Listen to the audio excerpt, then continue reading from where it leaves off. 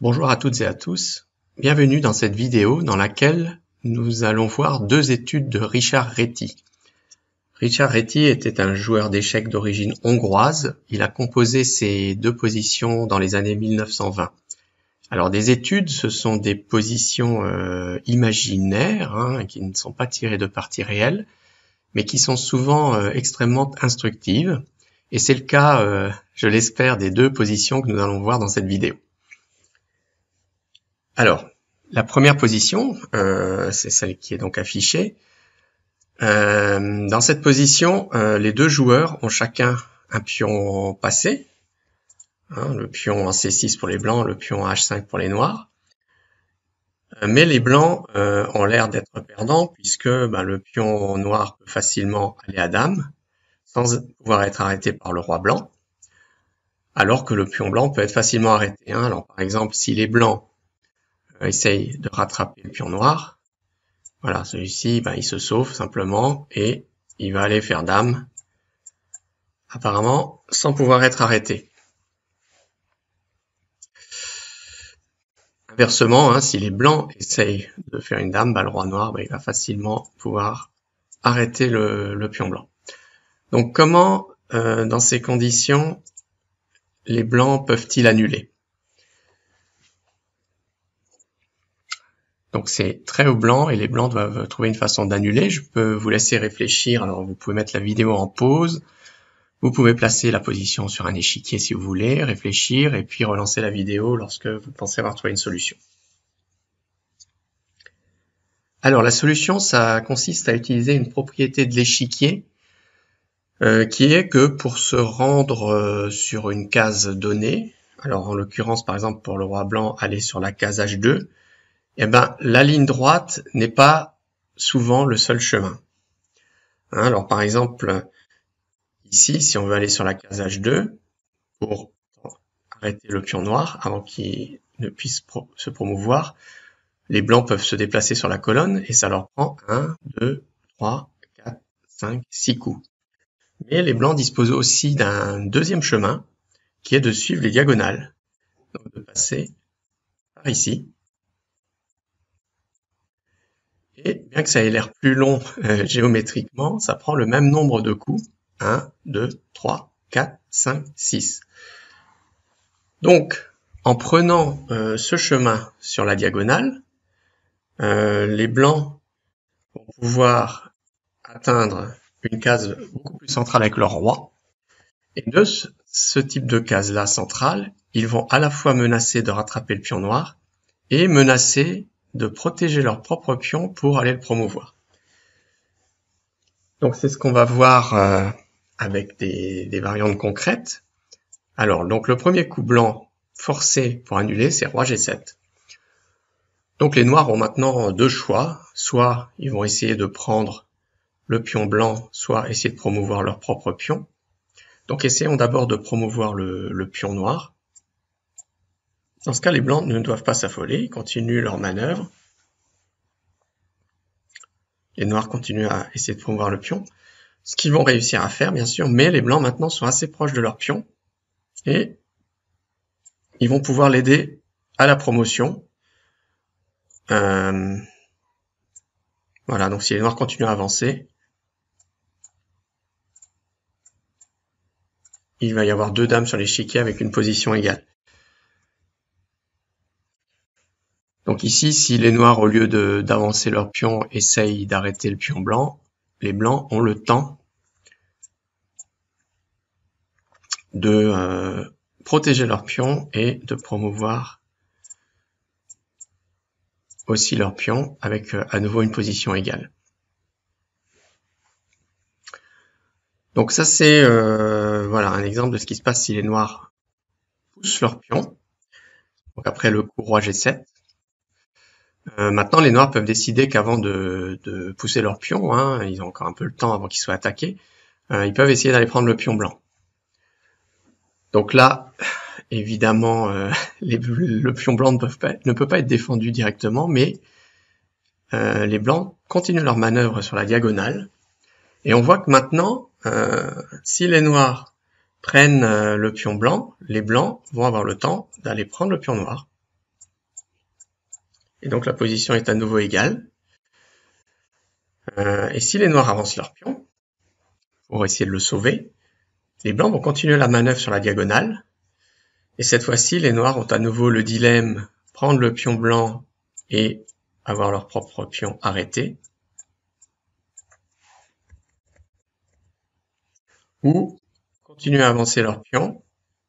Mais cette fois-ci, les blancs sont assez proches pour protéger leur pion qui va pouvoir aller à dame.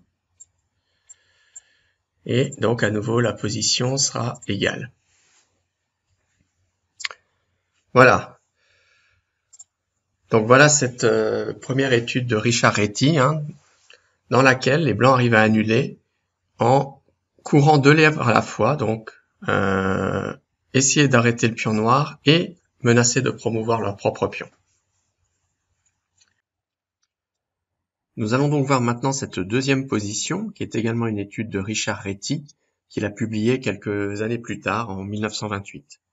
Donc dans cette position, on a toujours un roi noir en A6, un pion blanc en C6, mais le roi blanc, cette fois, a à faire face à 3 pions noirs, qui sont des pions passés, puisqu'ils peuvent aller à dame, liés, c'est-à-dire qu'ils se protègent entre eux, et malgré cela, le roi blanc va pouvoir faire nul. Alors je vous laisse mettre la vidéo en pause, placer la position si vous le voulez sur un échiquier, essayer de voir quelles sont les options des blancs, et puis vous remettrez la vidéo en marche quand vous pensez avoir trouvé une solution. Donc le premier coup blanc, pour annuler, c'est roi G6.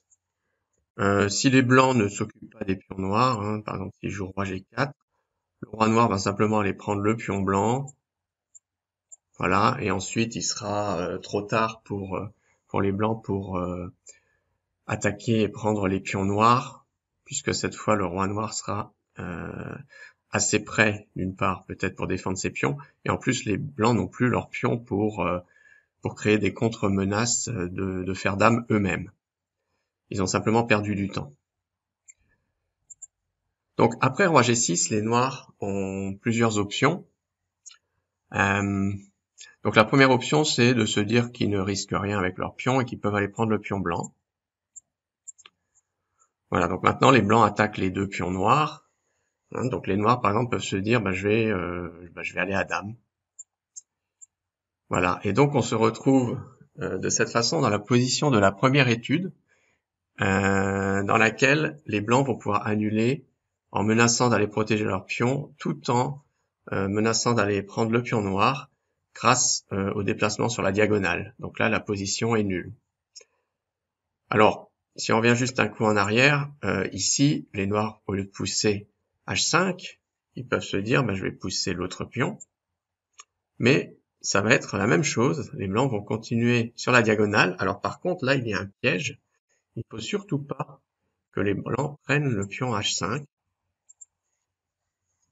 parce que cette fois, leur roi est trop loin pour créer des menaces, pour aider son pion et pour créer des menaces de promotion. Et par contre, le pion noir, lui, peut aller à dame, et les blancs vont jamais avoir le temps de venir promouvoir leur propre pion. Donc voilà, donc après F5, si les noirs poussent F5 dans cette position, les blancs ne doivent surtout pas céder à la tentation de prendre le pion H6, mais continuer la manœuvre sur la diagonale comme nous avons déjà vu. Donc là, évidemment, si le roi noir prend le pion, les blancs vont prendre les 2 pions noirs. Et si les noirs continuent à avancer, les blancs vont continuer sur la diagonale. Ils attaquent à la fois le pion noir et ils menacent de venir en D6 pour promouvoir leur propre pion. On peut regarder cette variante. Roi D6, le pion avance et les blancs maintenant ont le temps d'avancer leur pion. Bon, les noirs essaient de l'arrêter, mais il est trop tard. Voilà, et on arrive dans cette position où chacun des 2 joueurs a une dame. Alors, les noirs ont toujours un pion de plus, mais ce pion n'est pas assez avancé pour être réellement dangereux, donc la position est égale.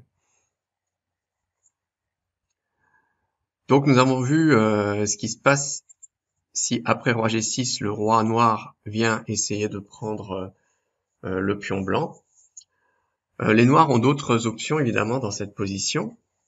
Alors, une des options, c'est de pousser le pion H5.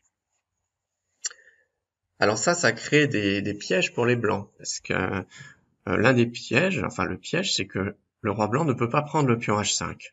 S'il prend le pion H5, les noirs vont gagner en allant prendre le pion blanc. Voilà, et maintenant le pion noir ici va à dame, il n'y a pas moyen de l'arrêter. Et puis évidemment dans cette position, si les blancs ne prennent pas le pion en G7 mais attendent, les noirs vont réussir à gagner très facilement. Voilà, puisqu'ils ils peuvent avancer leur pion simplement maintenant, aidés de leur roi. Donc après H5, les blancs ne doivent surtout pas prendre le pion noir en H5, mais ils doivent continuer la même méthode de commencer par prendre le pion en G7. Alors à nouveau maintenant, si les noirs continuent à pousser, on se retrouve dans le cas de la première étude. Voilà, par exemple, hein, donc je vous rappelle, si les noirs continuent à pousser le pion, le roi blanc maintenant est assez prêt pour aller aider à avancer son propre pion. Par exemple comme ça. Alors s'il y a dame, il y a dame. Si le roi noir essaie d'empêcher les blancs de faire dame, les blancs peuvent venir protéger la case de promotion et la position est à nouveau égale.